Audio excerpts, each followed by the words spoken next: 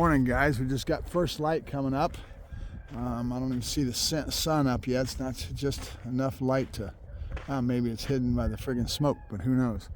So we've got, I'm looking south right now up to Wrightwood, which is right above me right there, and then the fire is creeping to the west, which is down that valley that we've been talking about, where that chimney effect was happening down in there, right?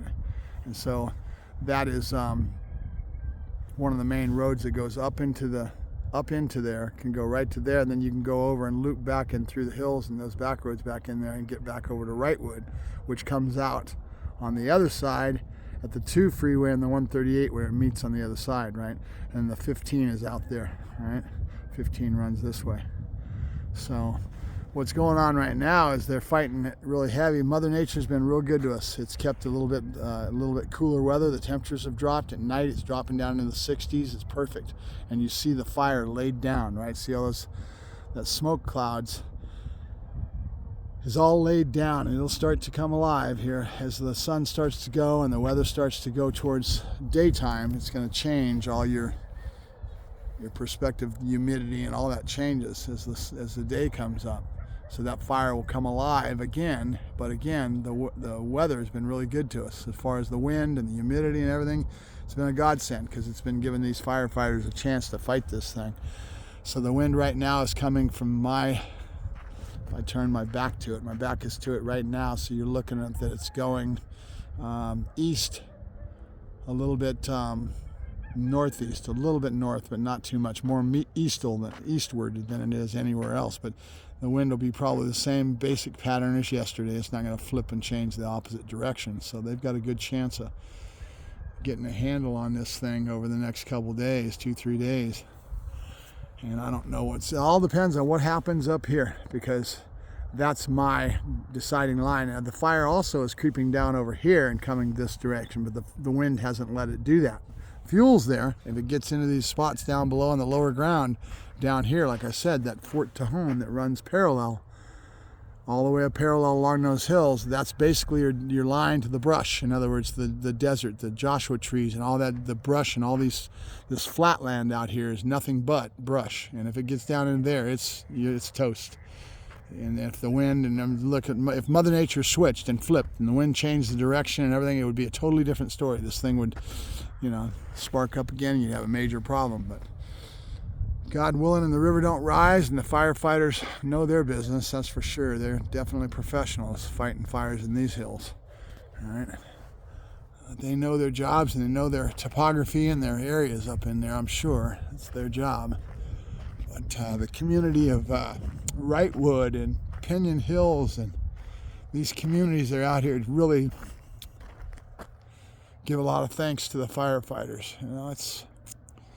They're saving homes, they're saving lives, and they're fighting the good fight. So we'll see. It's been a rough couple of days, a lot of nerves, a lot of anxiety and all that goes on when you have something like this.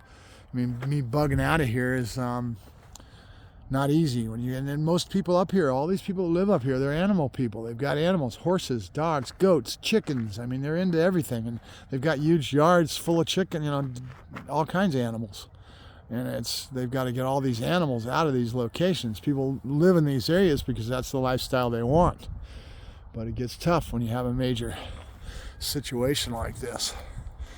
And so I'll be going into Phelan, I think, if I do bug out to another friend's, and he's got a kennel of dogs himself, and we might have to help him out, and we might have to bug out from his place, but we'll find out as the morning goes along.